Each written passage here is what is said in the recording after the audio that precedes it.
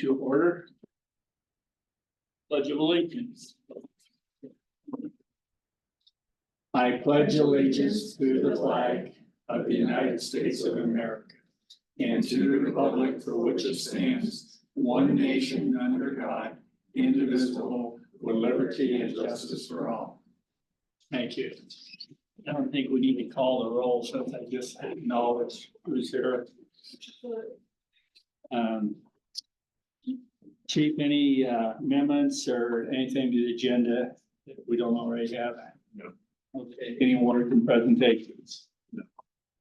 Don't do that for public comment, Brian. You are public. You have been called upon. Yeah, comments, sir. Is there anybody out there in no? Okay. I'll take us to our consent agenda. The only thing I see on there is the minutes from our last meeting. Is there anything anybody'd like to discuss there? If not, I'll take a motion to set the consent agenda. So move. Second. All in favor, say aye. Aye. Aye. Motion carries. All right. We don't have a lot on the agenda, but could be of interest. We're gonna see an update regarding 24-25 budget. So Chief, I'm gonna turn it over to you and your staff. All right, so thank you, Mr. Chairman. Brian, thanks for being here. Rod, thanks for I'm assuming extended the invitation to Brian for this. Let me just open up with this. I respect across the board that the city is in a difficult situation at this point. And I share that not in isolation. The LFRA is very much part of the city. And we want to help navigate this path. We're in a difficult situation in the fact that there's a deficit that Brian is and his team are working diligently to help navigate. And we are part of that process as best we can be. Now, at the same time, we have been asked to not submit cuts. Now, the ask of the LFRA by the finance, not by city council, is for $2 million. So we've had that discussion at the rural board. I'm basically going to share with you a portion of Brian as well as Rod's presentation that they presented on the 30th. So is that correct? Yes, April 30th. So I'm going to go through that, and I just want to share a few things and then create a conversation with a full acknowledgement that tomorrow we are going down a path of our unification steering committee. The first meeting of the finance group is meeting tomorrow. So I thought it was important that I share with this board, knowing that you're my bosses and I take direction from you, is that I wanted to share what was conveyed to city council and the general public regarding the cuts that are coming. And certainly, Brian or Rod, if there's something here that you want to chime in on, I'm absolutely open to that. I'm not trying to do your presentation for you, but I'm doing it from a fire chief's perspective, representing the LFRA.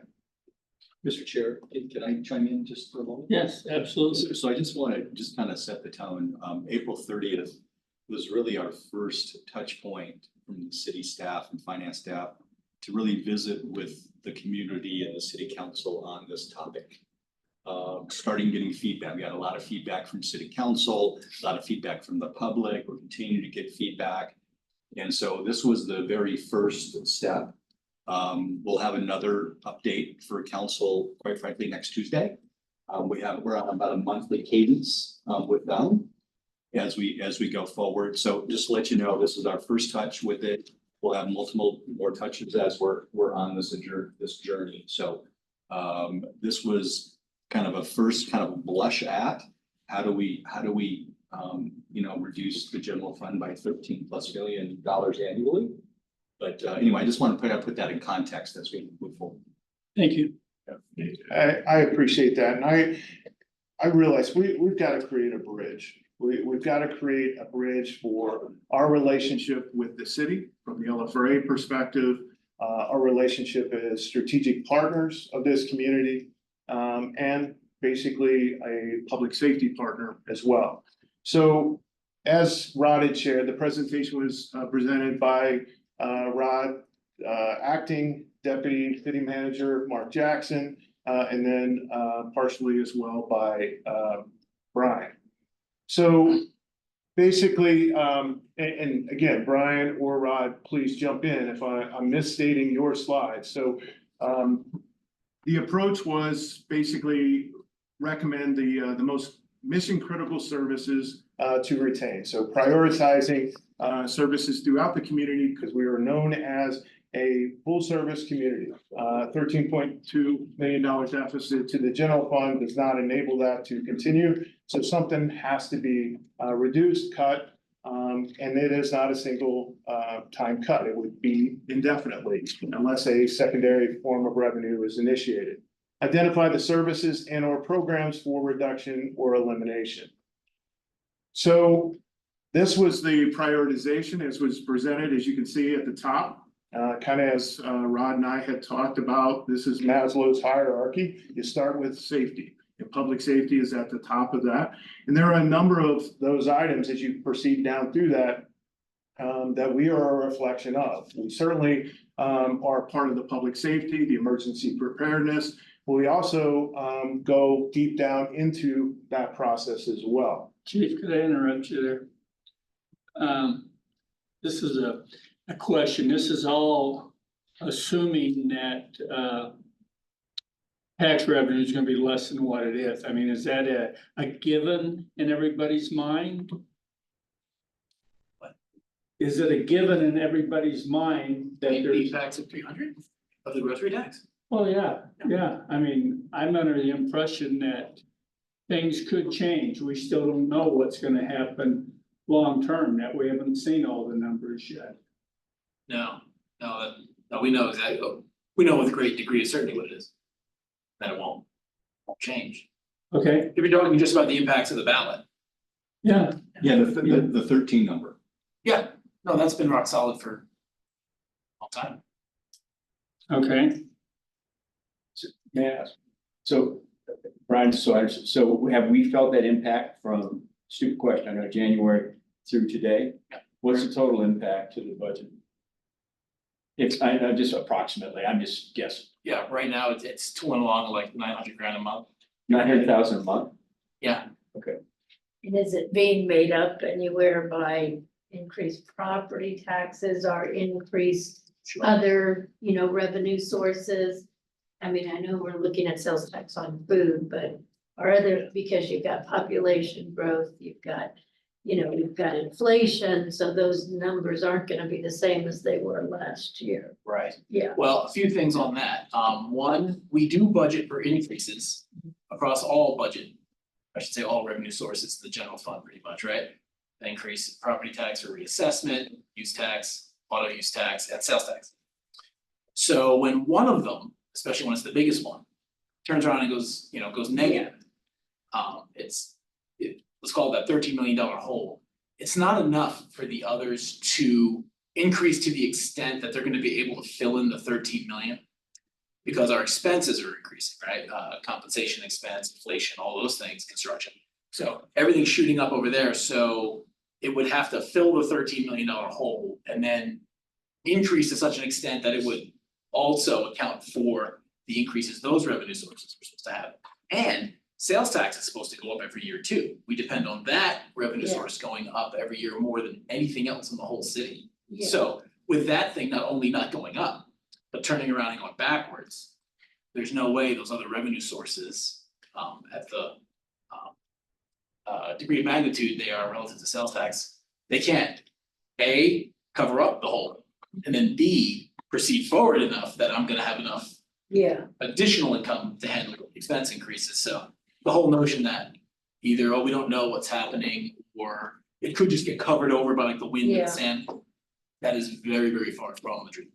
seems like our revenue is not that different from a year ago. It seems like the expenses have gone up a lot. So when we do the next update, we will kind of outline where those expenses are. I know compensation went up because we we did a compensation study that was way overdue.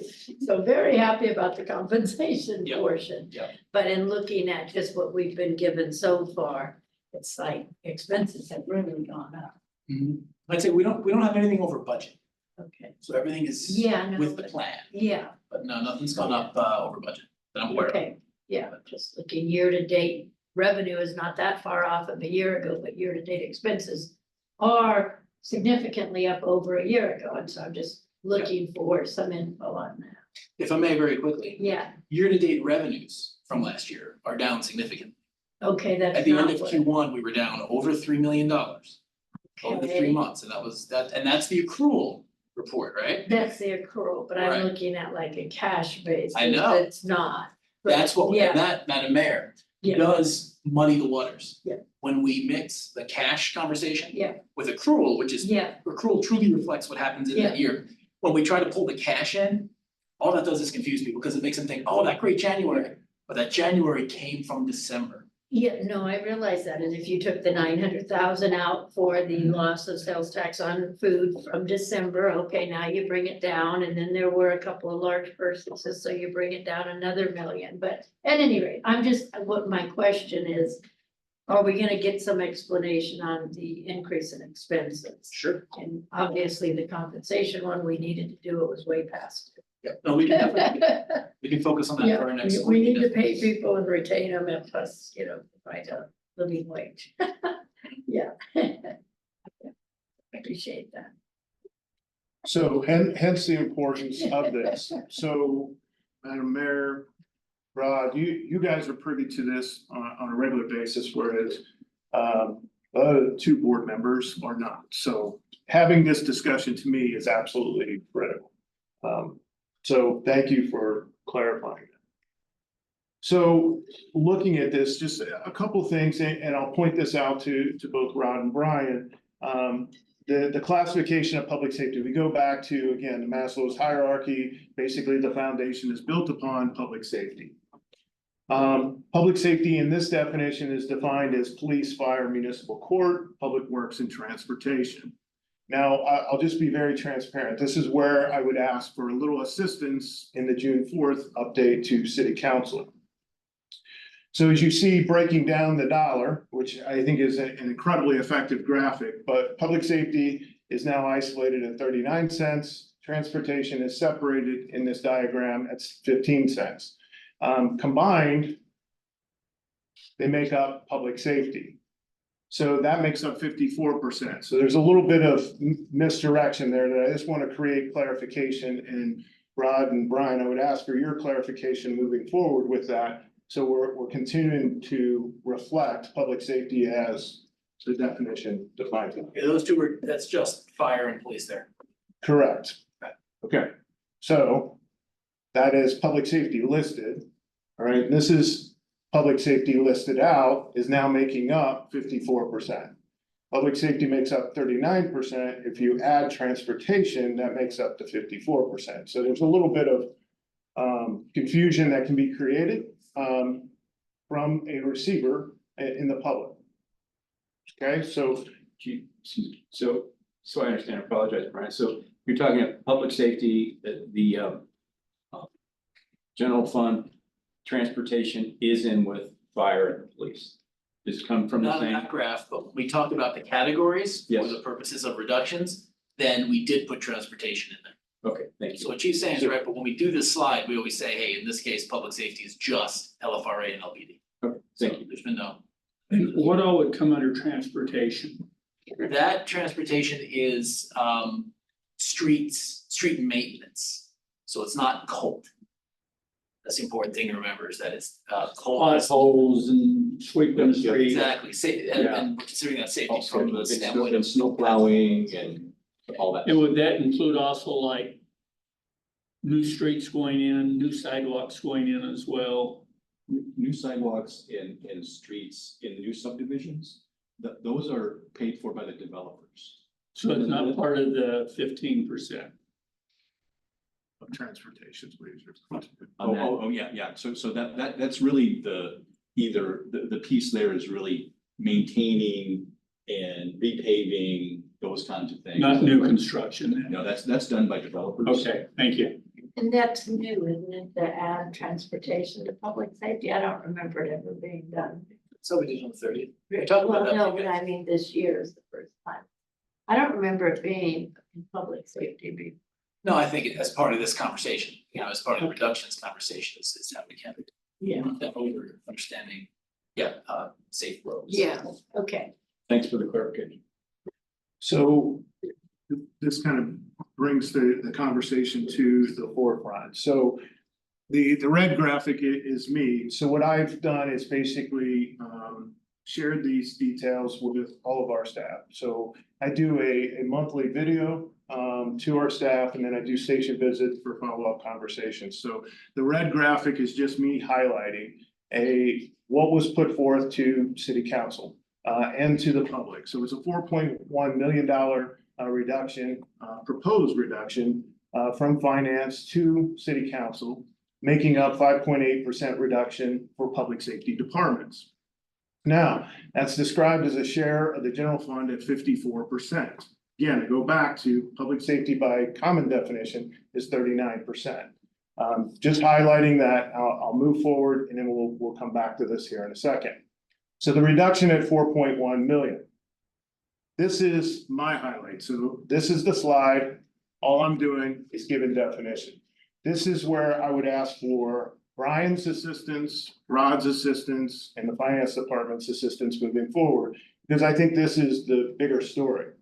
Is now you break it down as to what that 5.8% is. It's actually a 10.2% reduction of the LFRA. That's not taken into consideration the additional 400,000 that would be compounded in conjunction with the 80/20 IGA.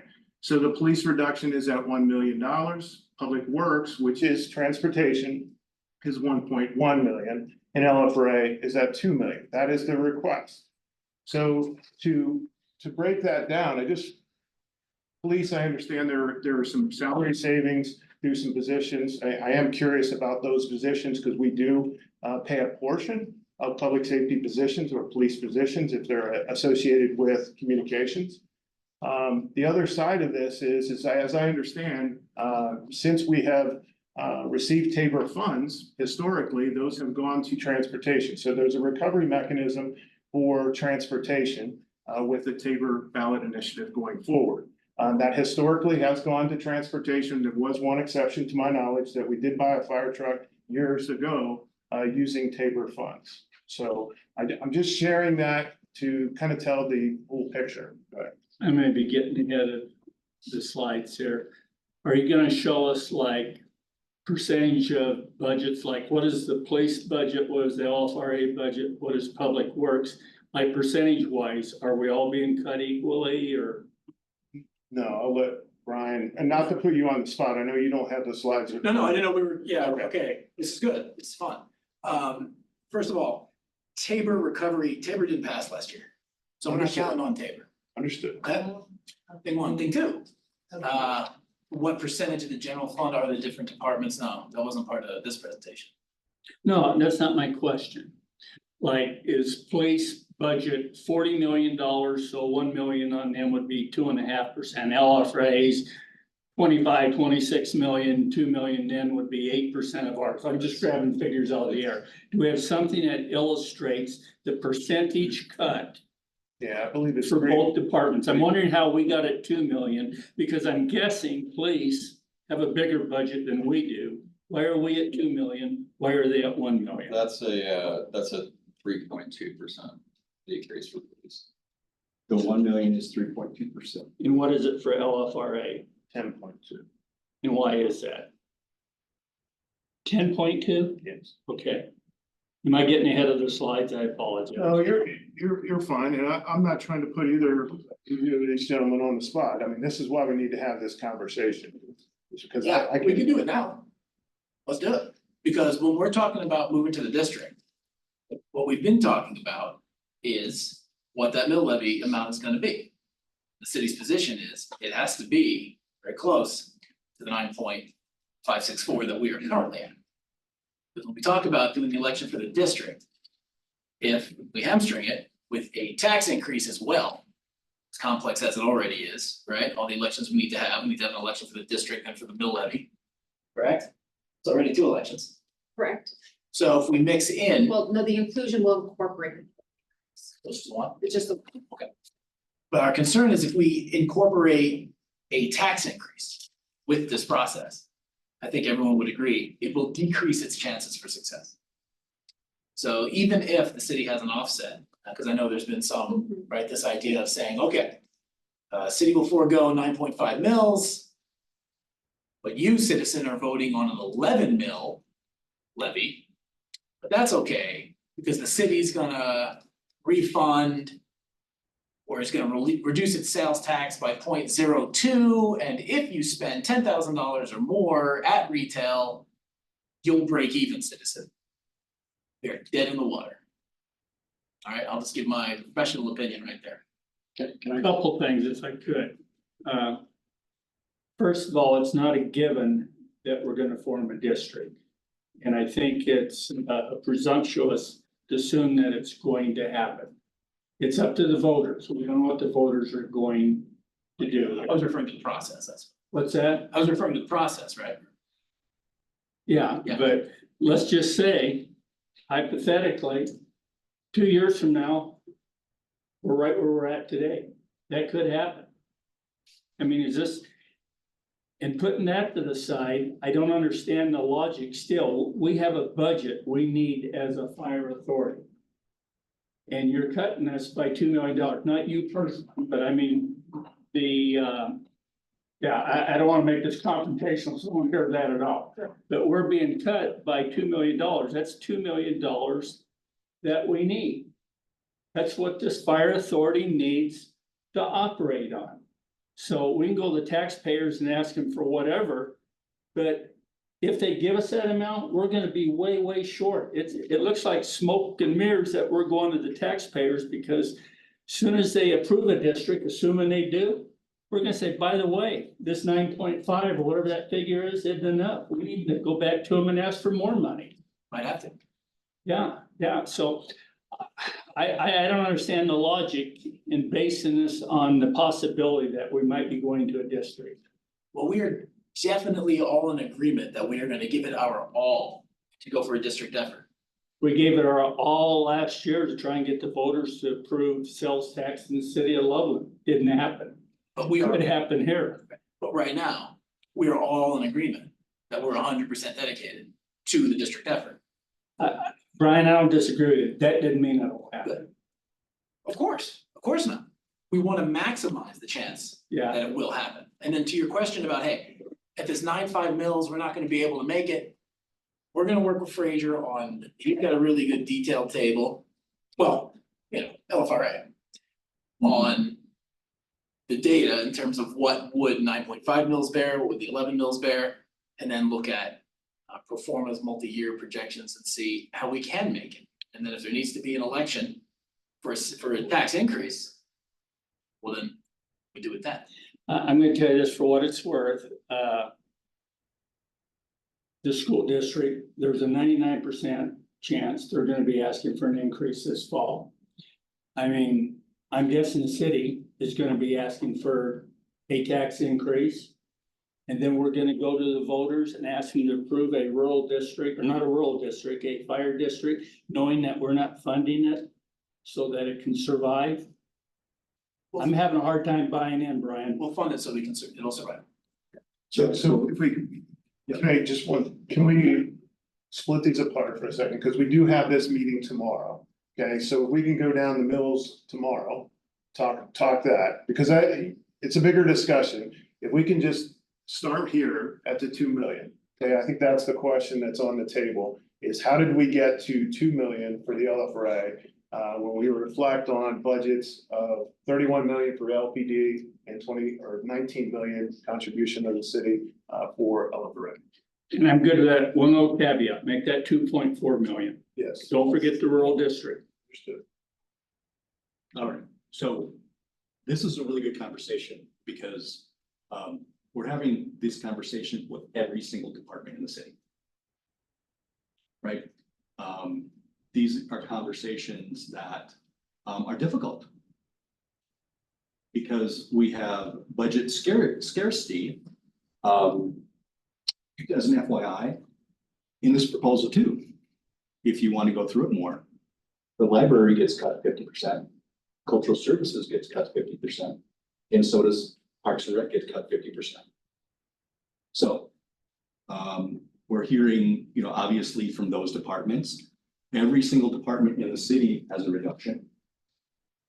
Significant. I think the only one that kind of doesn't get a reduction is the municipal court. So there are cuts going across the entire organization. This budget gap impacts the full service city dramatically. And so, once again, this is the first touch. I can tell you by the time we get to October and we start approving 2025 budget, these numbers are going to change 85 times. We are on a journey. The numbers will change, those kinds of pieces, if you will. We've had public comment, Madam Mayor, don't cut the library. We've had public comment, don't cut police, don't cut, you know, fire, those kind of things. We're hearing from staff is saying, I'm sure the elected officials are hearing from lots of people and lots of voices, right? So you guys are a voice too, but we are on a journey.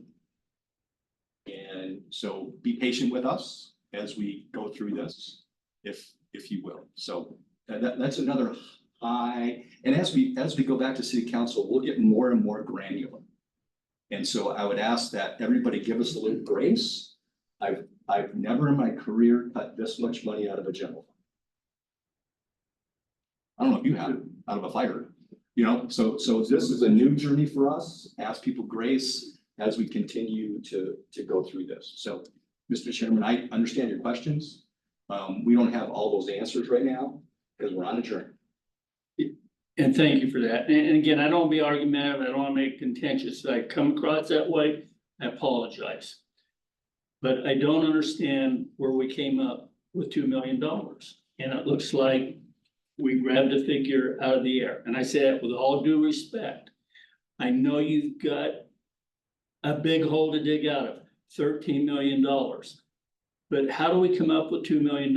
It just seems like there should be some type of science behind this. Like you got too many fire trucks, you got too many buildings, you got too many people. Is that part of the granular piece? I think the answer to your question, and then let's stay in that swim lane because this is going to be a lot of pieces, right? I would say that the granular conversation on that will happen at the meeting this week, right? Yeah. Yeah, that piece will happen at that meeting. Which meeting? Are we talking about the unification meeting? Yeah. Okay, so let's, just for a second, if I could, let's keep them separated just for a second. Okay, the mill levies, we have that set up. I guess what I'm trying to do, this is my opportunity to have the meetings that you guys have had with the other department heads. A little different forum because now my bosses are in the room. And this is what we've said is we are a different organization than any other department. So hence the reason I'm trying to create this conversation, not trying to be confrontational, not trying to challenge, but yet to understand. As the person leading this organization and the board running this organization, I'm trying to get clarity to explain to our folks. So that's what I'm asking for. We're at 2 million. Tell me how that figure came about. So we'll talk about it now. Yeah. Okay. The 2 million is part of from our perspective, where the funding level for the LFRA would be it the district route? Or if we don't go the district route, it has to be the property tax revenue amount. City cannot support the level it's at now, the level of LFRA funding that we currently have. And the concept behind the authority when it was first started was that it would be around the property tax revenue stream amount. At least that's my understanding. That's a bit of a verbal journey. You know, you guys have been here longer than me, but that worked for, 2 or 3 years, but it has been an expense, a growth in expense levels that is unsustainable for the general fund and has passed that point of sustainability. The cities, from the city's perspective. So where did the $2 million come from? That's part of that cut and either moving to the district, which would be the 956, or if we don't have a district, the city still has to look at its contribution amount and change it to approximate that property tax revenue stream. So that's the approach for the 2 million, because $2 million reductions would get us around the 16 million, but with another, or one of another reassessment, but with another, So I hope all of you heard that clearly.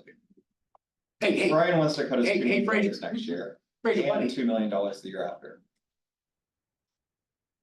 So since I'm not here tomorrow, since I have Platte River Power, I started off with, I think, the same feeling that Brian had is you do it in two segments. You get your district 1 year and then you go back to the voters for an increase. I have now changed. I think you go for the district at the 11, whatever, in the same vote. I think you do it all at once. And it either passes or it fails. Madam Mayor, to your point, and with Emily in the room, I appreciate that point. We cannot go for a district in a mixed mill levy. It has to be a consistent mill levy, one mill levy. We were successful in achieving an 11.1 mill levy for the rural, which everybody said was the greater of the two uphill battles. What is being proposed, and again, we can have this further discussion tomorrow, about the reduction of, well, fair point. The reduction of the rural is what's being asked. That's what would have to occur. The rural would have to reduce their millage to achieve a district at the rate that you're advocating. The rural cannot collect two different mill levies. They cannot have one mill levy for the rural area, one mill levy for the city area. That's legally impossible. One mill levy for the whole rural area.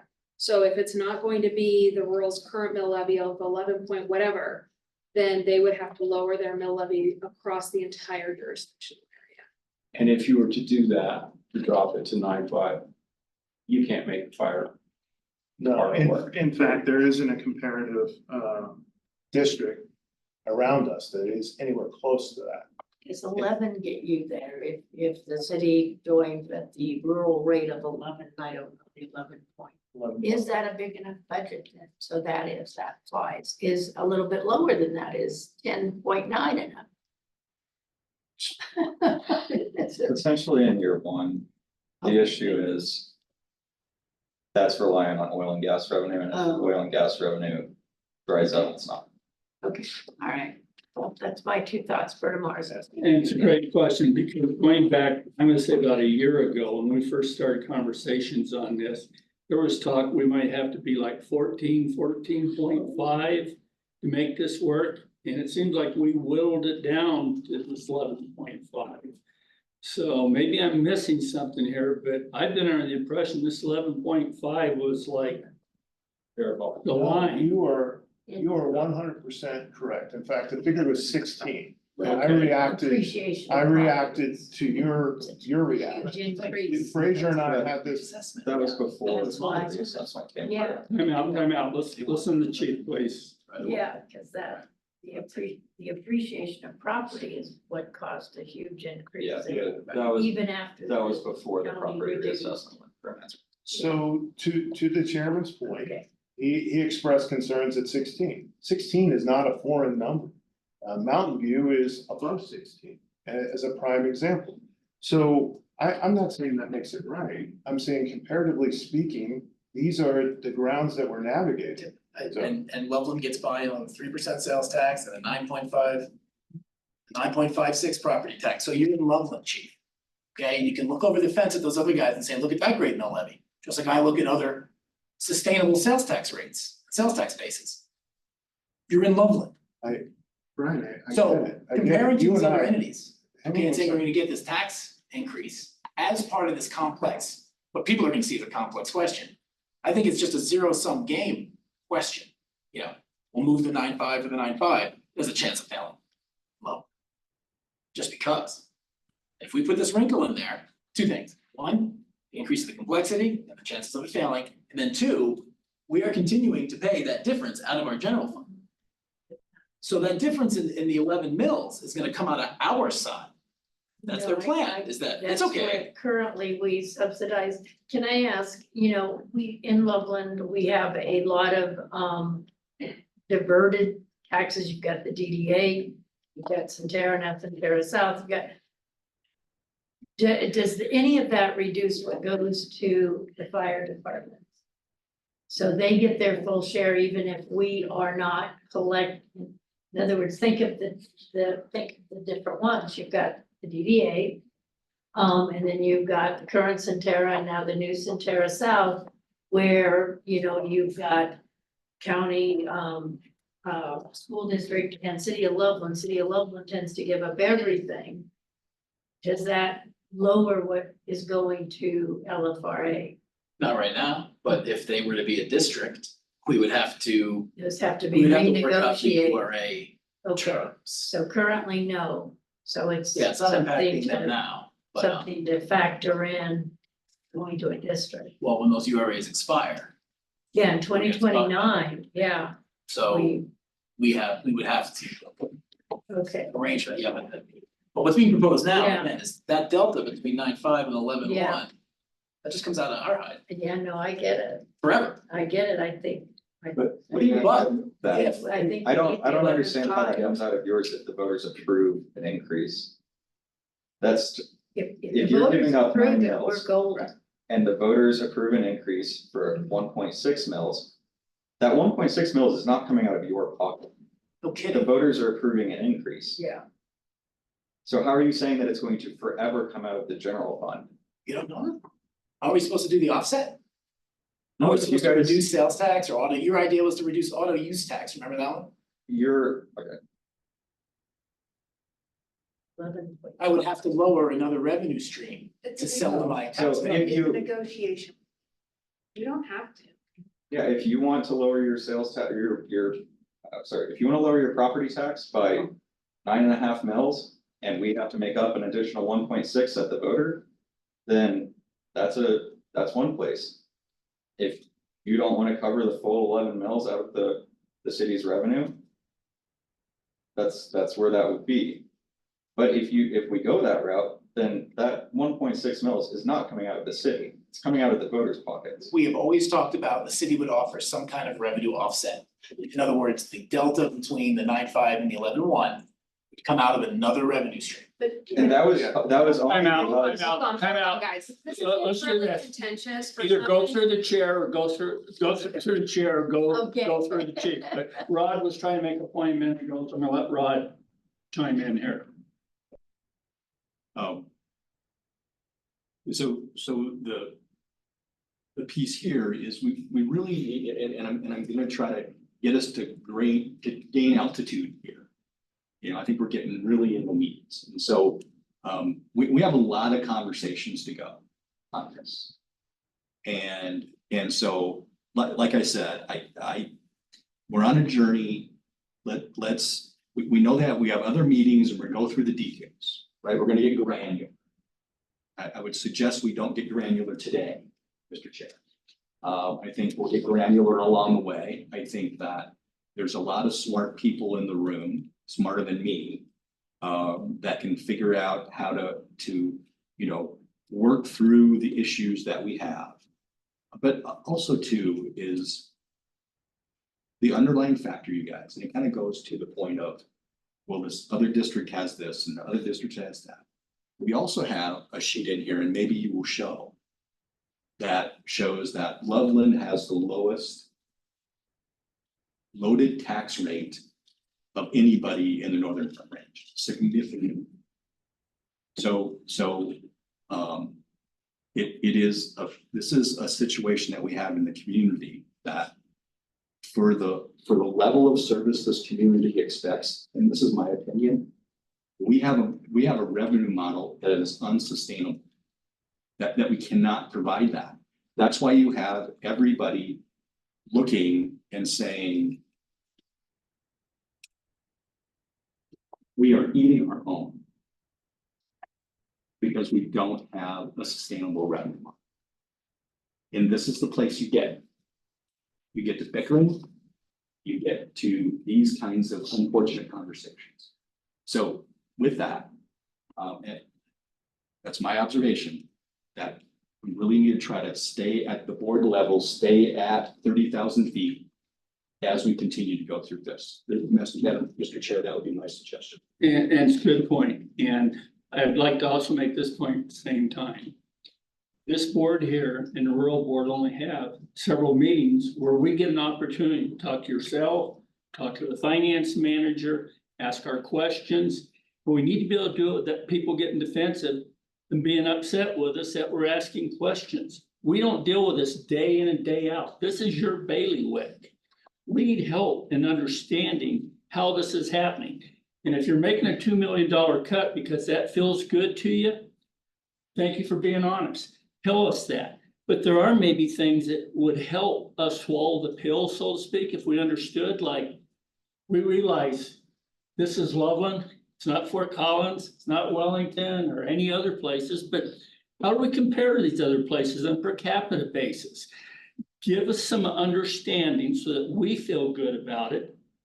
Not after the fact. We would like to be included on the front end. We'd like to feel like we're respected as board members, as another governmental entity that has a responsibility to the citizens as well as yourselves.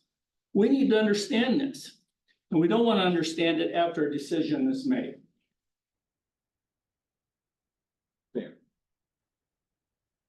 And so we are, from the city standpoint, we are on a path of getting more and more information, and if we can, you know, from the city standpoint and our partnership standpoint, raise our game with circling back around and talking about this, and there's no reason on these monthly meetings that we can't have this as a standing item as we come back to the LFRA. I think that's very important. You know, yeah, so have like a standing item, we're said, we will have monthly updates like this to city council, and we can come back and do the presentation and talk to you about the next phase. We're happy to do that. Want you guys to feel included, want you to have the best information as you can. And if you know, from a standpoint, if the LFRA board would so desire, we would happy to even do a special meeting to talk about this in even more time than that. So appreciate those comments, and transparency is important to the city too. I'd like to dovetail into what Jeff said. You know, we're asked to spend a lot of time looking at the individual components, whether it be a legal component, financial component, whatever it might be to get to a district. So it's imperative that we don't have a 30,000 foot view of this, Rod, in my opinion. We're gonna have to ask some really tough questions, get some really in-depth answers to move forward to the district, which I think we all obviously want to do. Sure. So my point is, I don't want 30,000 foot level. I want to know what's going on so that when we get in these meetings tomorrow, we can have constructive conversations to get to something. Right? I don't want this to, nobody wants this to stretch out forever. We need to know where we're going so we can get there. That's my point. And I respect what you're saying, right? Sure. All right, so Brian, again, I want to apologize. I don't want this to be contentious to either one of you. Rod, you're in a very interesting situation. If you were wearing a hat, there'd be two bills. If you notice, I've been wearing a helmet. That's the difficulty that we face is, you know, we got council representation, we got the rural board representation, and we got city finance representation. It's difficult. So,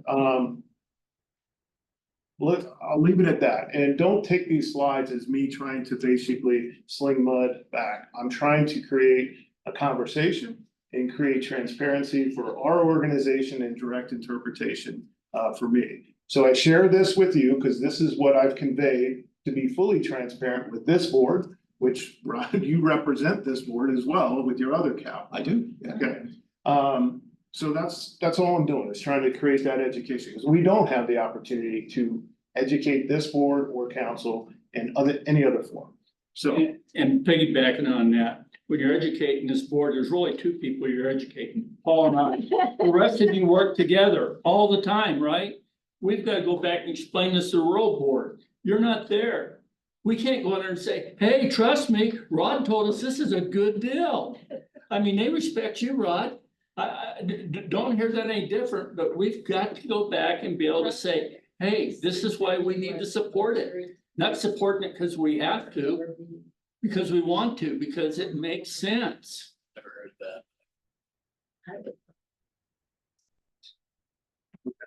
So I don't have the slide, I had the slide in here that you were referencing about the 3% and being the lowest tax. I'm not talking sales tax or anything like that.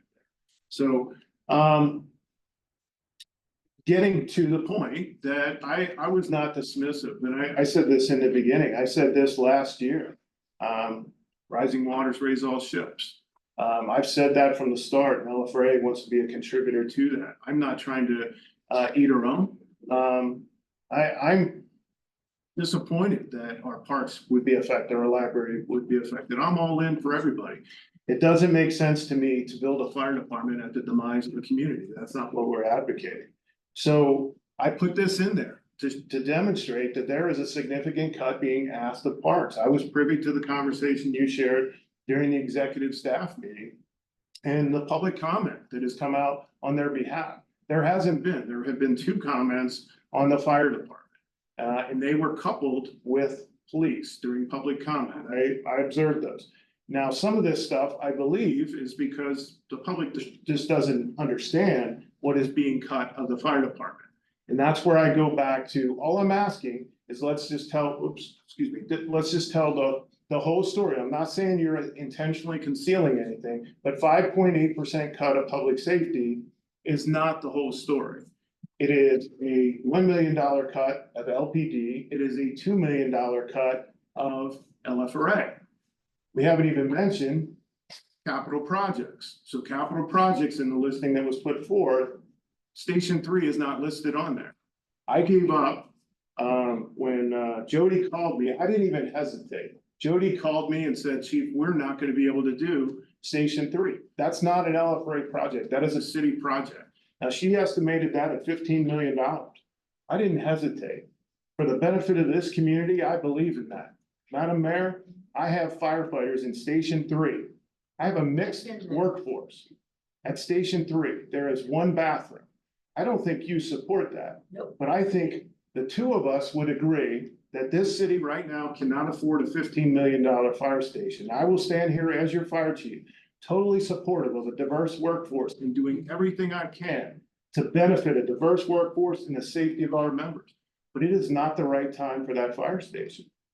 And I gave that up. That's not mentioned in any slides. But the capital projects are listed that are being put on the wayside. So I live right outside of where that station's gonna go.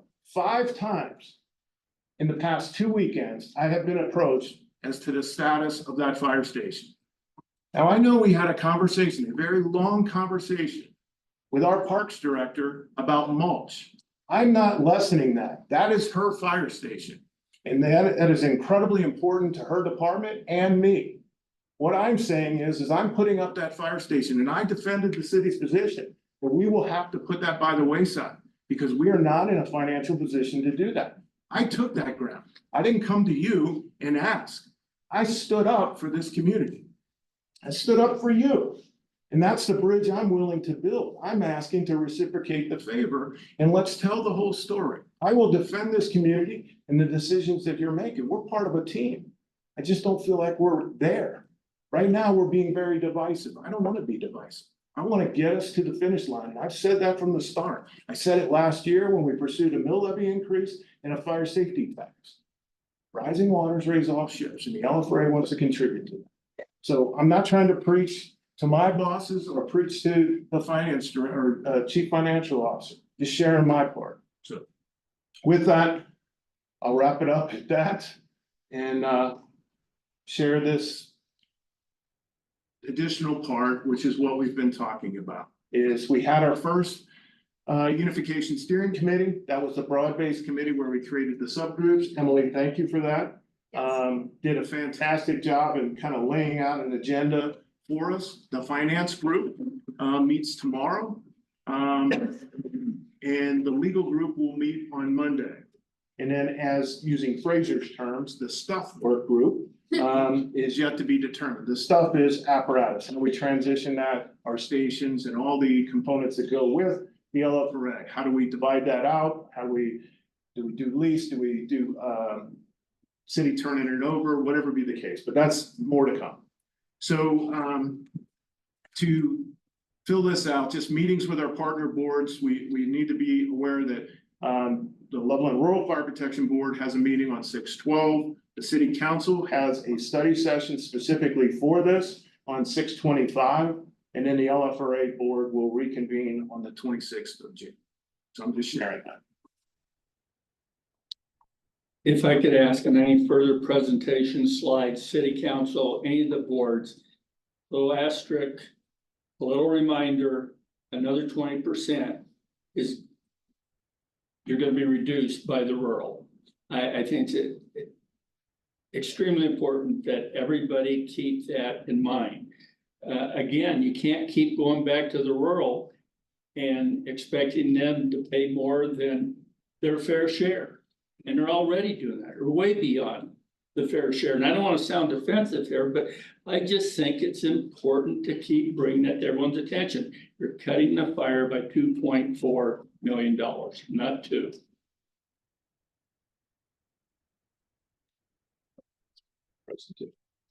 Thank you.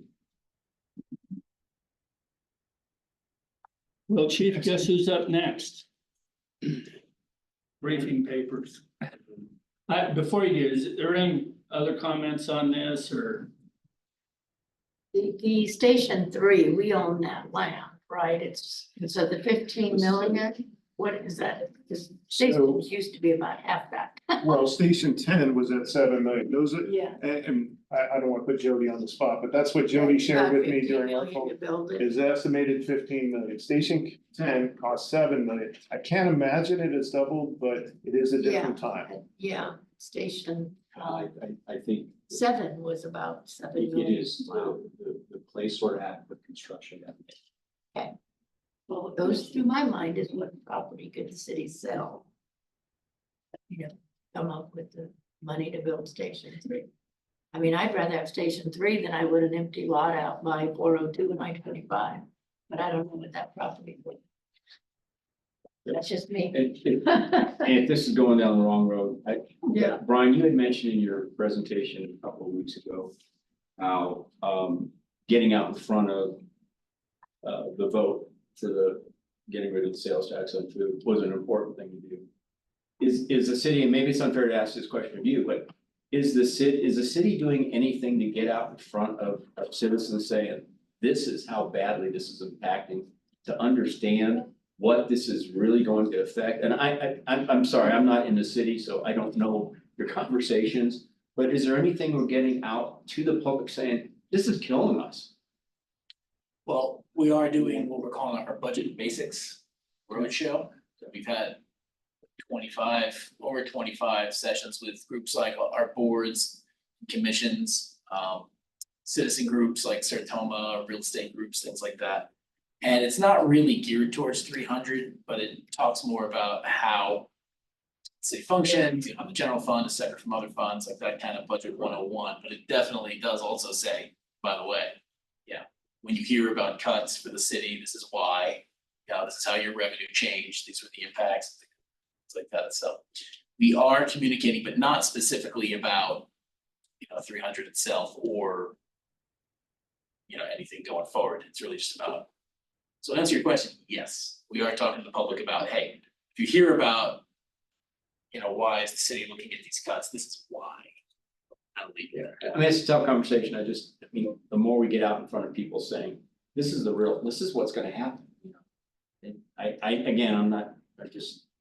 I really feel for the stuff that you and Rod are dealing with right now. I sincerely do. I just hope that our citizens get the impact of these sorts of things. Right, sure. I just want to get some clarity on a point that was made. I don't want to have a discussion.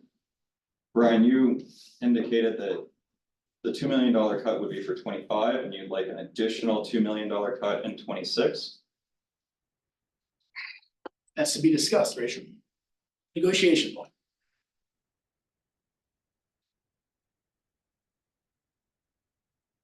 So we're talking $4 million, if I understand that right, in 2026 would be cut, is that what you're saying? That would push us down 4.8 million. by, yes, $4.8 million. Well, this is a bomb to me. It's not a decided matter. Is it? Ryan, we're just asking for. We're asking pointed and leading questions that I don't appreciate. Got it? Okay? Well, This I is a do public got it. forum. I do have it loud and Unfortunately. clear, Brian. I'm here to create a bridge. And I do Questions get it. like that don't help. I do get it.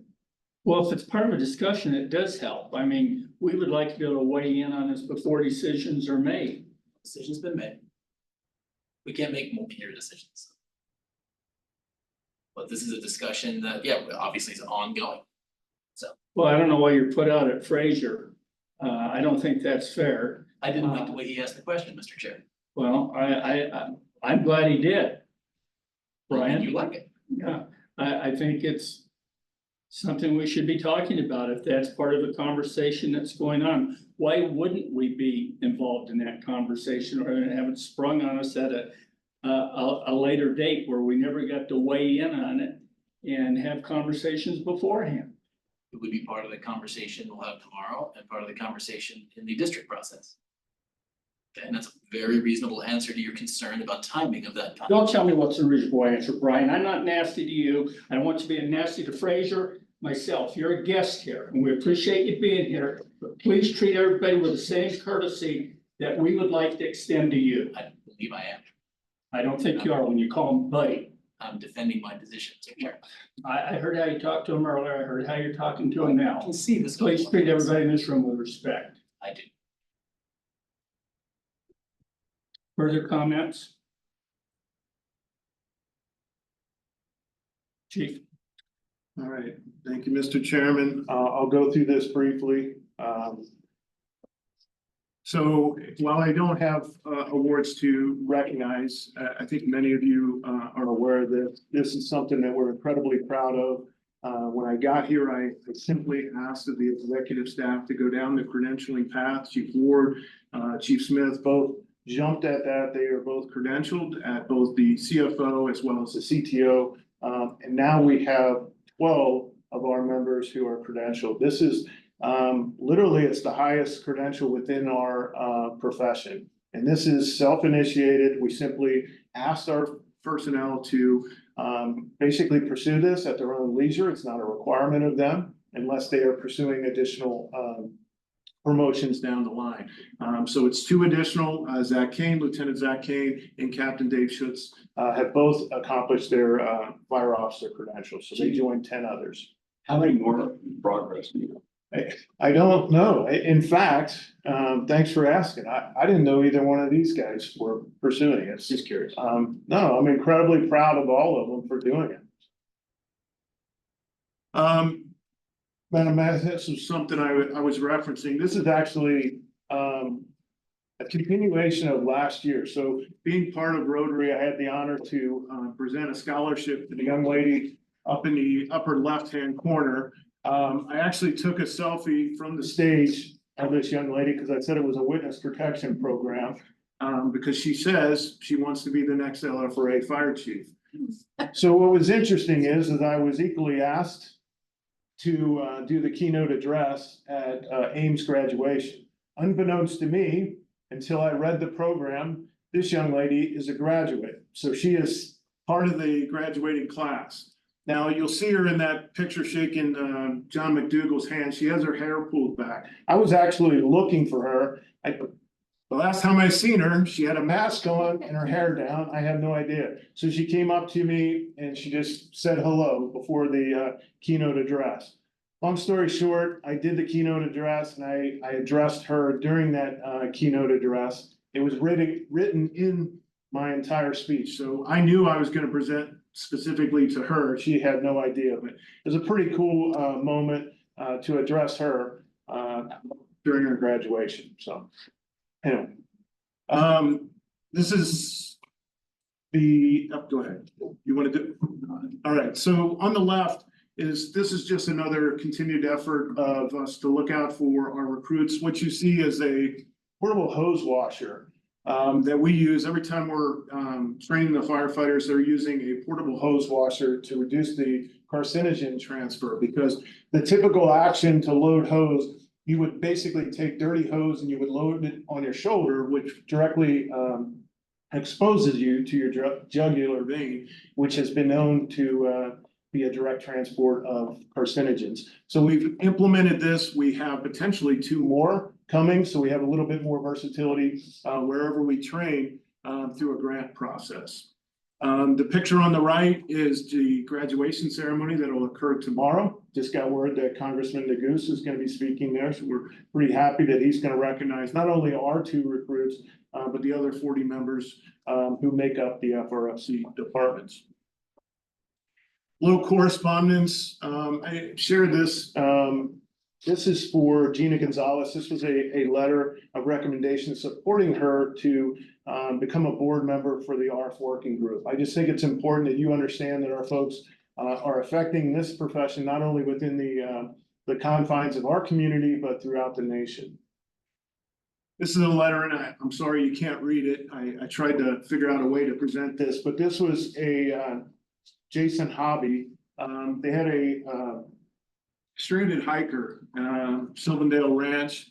And this is one of those members reaching out to me, just complimenting the crew that responded to that incident. It was led by Chris Smith. I think Chris was serving in an acting capacity as a lieutenant and the crew from Engine 43. This is a email from Mark Jackson, who was complimenting us on recognizing fleet services for public safety, or not, excuse me, Public Works Week. So we went down there, Chief Ward had some folks put together a plaque for them. And then we also took them what they call power pills, AKA donuts. So we didn't necessarily help their health pursuits, but we did feed them well. Couple other things just to share with you. This is community grants that we were part of. So these are community mitigation grants that we helped secure through letters of support and our cooperation with them. So the Pinewood Lake community got a $9,500 grant, as did Storm Mountain. So those grants will go towards chipping and wildfire mitigation efforts. Gee, quick question. Do you have any other big grants on the horizon that we applied for? We have a $254,000 AFG grant. It is a regional grant that we put together on behalf of the FRFC that would give us a complement of equipment that would be transportable through any of the 12 fire departments. But LFRA is the host for that grant. So that equipment is to be used in the academies only, or? Yeah, it'll primarily be at the academy, but as they graduate the academy, and let's just say Boulder has a recruit going for their firefighter 2, they could call for that equipment, whether it's a forcible entry door, ventilation prop, it could go to them. They could do in-service at the station training as opposed to having to travel to a state route. When do you know about that grant? We will know September. Yeah, but what's interesting is that's $254,000. There's a 10% match to that. Well, we don't have to match it at 10%. We match 10% of 12%. So there's 12 departments. That's the advantage of doing a regional effort. So our 1/12, 10% of 1/12. Thank you. All right, I'll go through the rest of this pretty quick. Hiring process, seasonal mitigation crew. That is the 4-person mitigation crew. They were brought on yesterday. Fantastic crew. They started out at Station 8. I think they were at Station 8 today. So they're kind of doing a little bit more orientation, and then they'll start the mitigation work following the CWPP. The accreditation manager, we have basically postponed that. If you recall, we offered that position. We had a number of applicants. We offered that position. We have since pulled that back. She was not able to take the position based on personal reasons. So we're going to repost that position at a later time. The air curtain burner deployment, we now have it scheduled for Pinewood Reservoir, one of our highest priority through the CWPP as far as wildland risk or wildfire risk. Lawtonia, we will be addressing that. Storm Mountain, Namakwa Hills, and then City of Loveland Water and Power. We met with Kevin Gurney. What was interesting there is we had approached Kevin because Kevin basically has infrastructure that goes up into the mountains. Right now, he contracts that service out.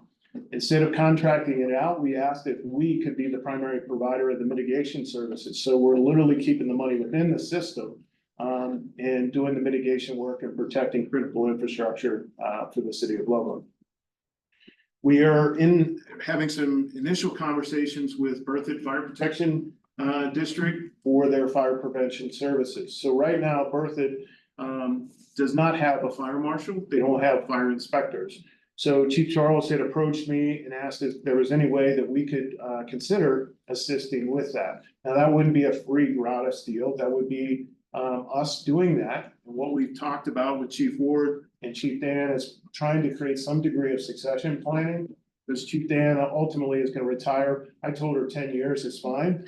She can retire in 10 years, but no, I mean, the truth of the matter is this could very much be a developmental opportunity for our folks. It's not a full-time inspector job. It would be part-time. So Chief Ward is working with Chief Dan to kind of hash out the details, how we may be able to do that.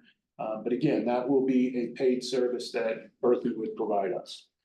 Regional communication study, I had mentioned this briefly to Rod. There was a study done in 2007 to regionalize communications across the 5 PSAPs, which are now 6 PSAPs. PSAP being the answering point for 911 calls.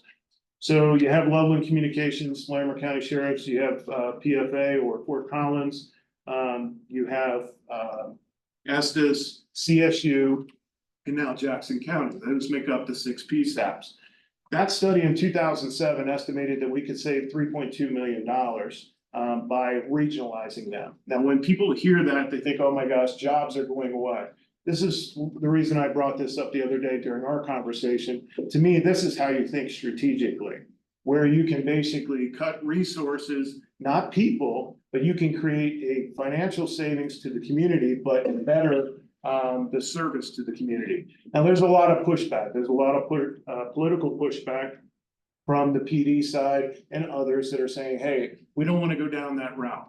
But I'm one that looks at something like the Cameron Peak fire, something like the Marshall fire, and says, you know what, I don't want to repeat that. If we can enhance our communications through regionalization and advanced technology, I think that's something we ought to consider. So I'm having that conversation with Lita. It may not go anywhere, but I want to present, if we could have saved 3.2 million in 2007, I can't even imagine what that figure could be today.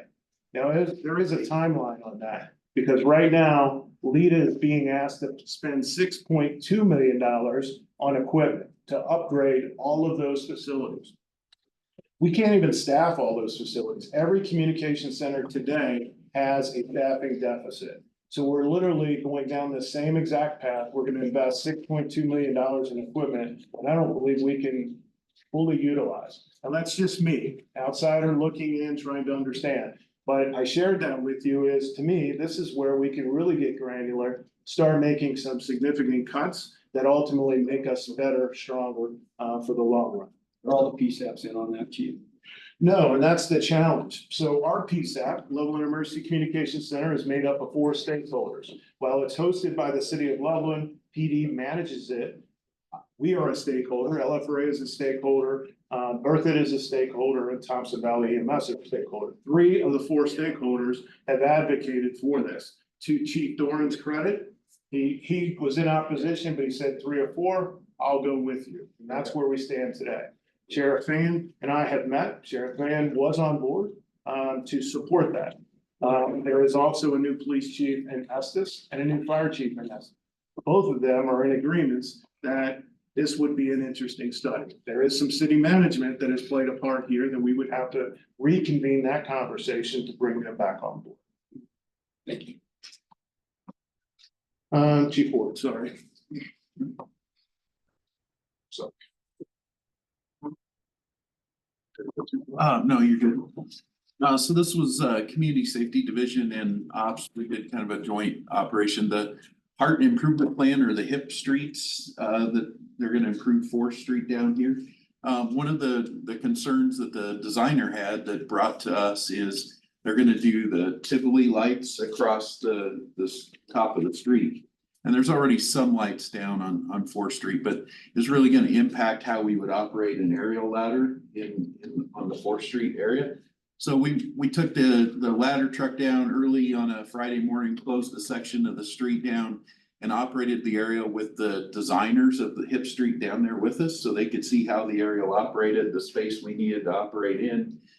We came up with some good compromises with the cables being something we can easily cut and it being low voltage, and we do plastic bulbs instead of glass bulbs. We don't have glass breaking everywhere when we cut those cables and stuff. So it was a good joint effort with the designers of that project. Live fire for the FRFC Academy, and the chief already covered, they graduate tomorrow. This was the recent training that the crews were doing. This was in conjunction with Berthoud Fire and Thompson Valley EMS. So fire would go into the burn building, do their fire operations. During the search, they'd find a victim, they'd bring that victim out. Thompson Valley's training staff had a victim already set up on the outside that had all the injuries and stuff you would suspect were for somebody that was in a structure fire, and they would switch those dummies out because they're different types of dummies, the one we bring out of the fire and the one they would do patient care on. Switch those and allow the patient care to continue all the way to transport of that victim. Do you ever need volunteers to be dummies? I've got a couple. They keep asking me to come do that. I don't understand. This is Arvada Auto X. It's one of the biggest auto extrication classes in the state of Colorado, and some of our members were down there. I'm not sure what the pose in the middle there is of Jake holding up the extrication tool, but they do a lot of heavy extrication. You can see the school bus on top of a car lifting and stabilizing a semi truck and stuff. So it's really great training provided to our members. The Type 5 engine, this is the one that the Rural District purchased for us for Station 10. They fly out June 10th for the final inspection on that. So, And that was one. 2021, August 2021. Seems like yesterday. This one is the honor flight, and it's hard to see, but up at the top with the crash trucks, ARF trucks, doing the water turret salute for the plane, or the big flag, it's cut off up there. Those are the pictures we generally share with you guys of honor flight. I wanted to share I think the pictures that really show the heart of LFRA. We have members that volunteer to go out there both when we load the plane and they return and help get the veterans on and off the aircraft. And I think that's really the essence of LFRA being out there and being involved in that. So really cool. Couple public education events, January doing the bike helmet class, and so it's the 5 or 4 S's or something. That's why they're holding up their 4 fingers like that. It was the 4 S's of getting the helmet just right. I don't know exactly what those are. And then Engineer Randy Cole is so excited on the right to be interacting with the kiddo at an event. So I'll highlight those 2. If I can go back to that, some of you may have read in the Reporter Herald that Thompson School District got a grant for $2 million to start a VOTEC program. That VOTEC program is directly related to the LFRA. So we have been part of that from the start, and that is a direct result of the meetings with Thompson School District that we have on a quarterly basis as an ELT. So we will kick that off. Chief Ward is working with Captain Friedrichsen and some others on the curriculum. So they will go through 6 weeks. So these are high schoolers going through 6 weeks of fire training. We won't achieve certification through this, obviously, but it is to entice high school students to pursue the profession of fire, EMS, or law enforcement. But we will kick that program off in August.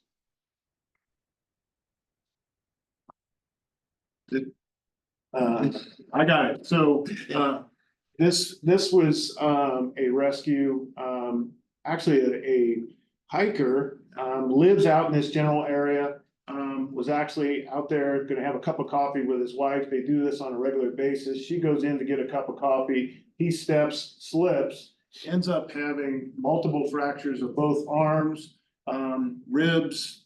I think he had an open tip. Dave Beagle, Yes, it is. So you know the story. he's a musician. Yeah, and it's gonna make a full recovery, it sounds.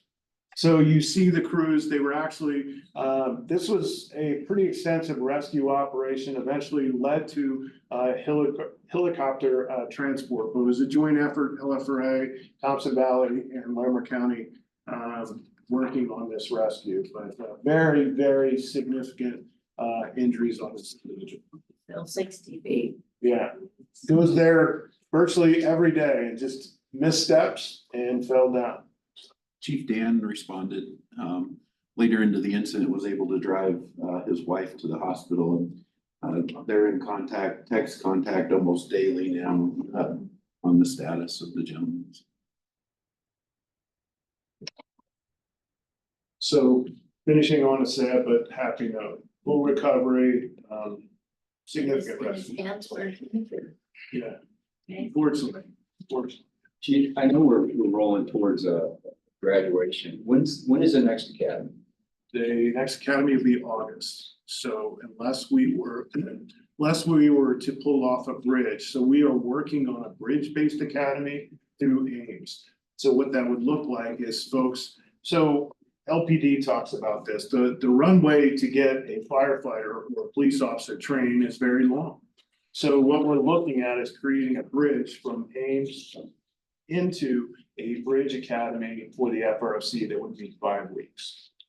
Now, I don't see that, I shouldn't have mentioned that, it's actually the first opportunity in 2025, so there would be an August academy leading up to that. Okay, that's a great idea. Thanks.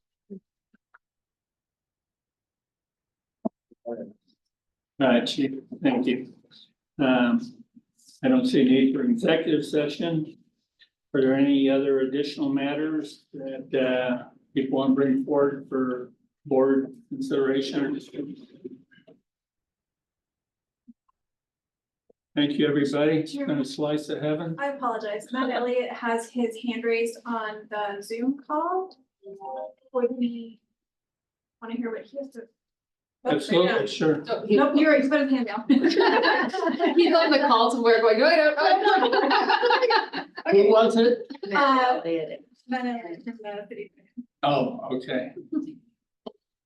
All right. Thank you, everybody. Thank you. Thank you, Chair. Very good. Thanks.